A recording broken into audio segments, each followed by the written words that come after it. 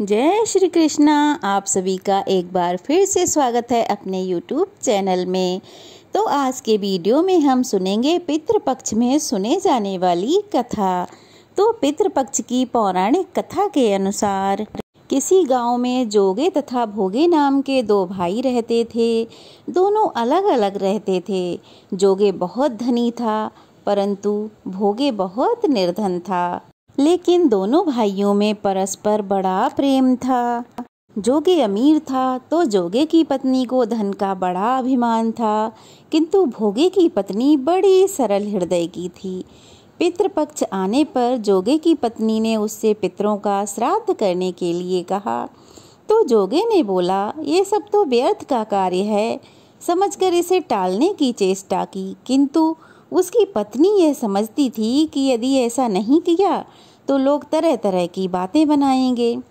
फिर उसे अपने मायके वालों को दावत पर बुलाने और अपने घर की शान दिखाने का यह उचित अवसर जान पड़ा।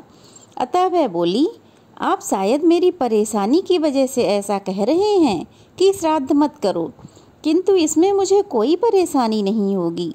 मैं भोगे की पत्नी को बुला लूँगी और हम दोनों मिलकर सारा काम कर लेंगी। फिर उसने जोगे को अपने पीहर न्योता देने के लिए भेज दिया।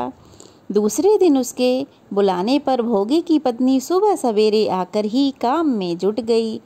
उसने रसोई तैयार की, अनेक तरह के पकवान बनाए। फिर सभी काम निपटाकर वह अपने घर आ गई। आखिर उसे भी अपने पितरों का श्राद्ध तर्पण करना था। इस अवसर पर ना तो जोगे की पत्नी ने उसे रोका और ना ही वह रुकी। शीघ्र ही दोपहर हो गई। अब क्या था, पितृभूमि पर उतरे। जोगे भोगे के पितर पहले जोगे के यहाँ गए तो क्या देखते हैं कि उसके ससुराल वाले वहाँ भोजन करने में जुटे हुए हैं। निराश होकर वह वहाँ से लौट आए और भोगे के यहाँ गए।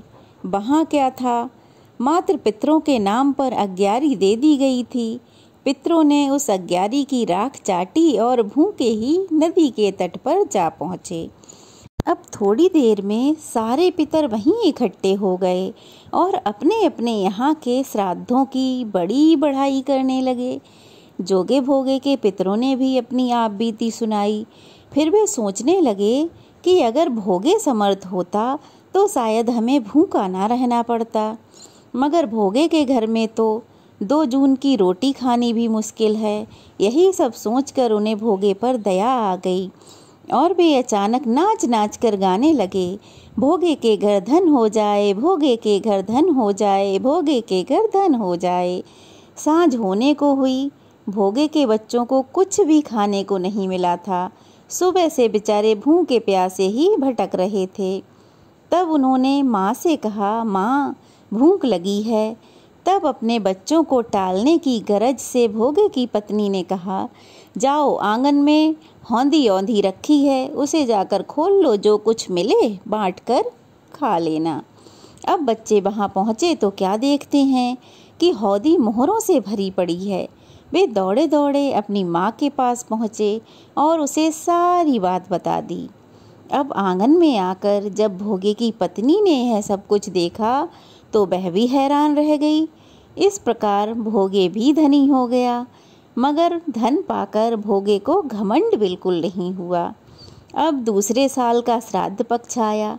श्राद्ध के दिन भोगी की स्त्री ने 56 प्रकार के भोजन बनाए और बड़े आदर के साथ ब्राह्मणों को बुलाकर श्राद्ध किया, भोजन कराया, दक्षिणा दी। जेठ जेठानी को सोने चांदी के बर्तनों में भोजन कराया। इससे पितर बड़े प्रसन्न हुए और तृप्त हो गए। उसने अपनी जेठानी की तरह घमंड बिल्कुल भी नहीं दिखाया। बड़े आदर से सबको बुलाया, भोजन कराया और फिर स्वयं भी भोजन किया। इससे उनके पितर धरती से तृप्त होकर चले गए।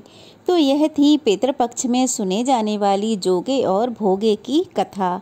कैसी लगी कमेंट बॉक्स में ज़रूर बताइएगा। अच्छी लगी हो तो वीडियो को लाइक कीजिएगा, शेयर कीजिएगा, ढेर सारा प्यार और आशीर्वाद दीजिएगा। और अगर नए हो तो प्लीज़ जल्दी से चैनल को सब्सक्राइब कर लीजिएगा। तो चलिए फिर मिलते हैं, तब तक के लिए जय श्री कृष्णा। पितृपक्ष की आप सबको बहुत बहुत बधाई।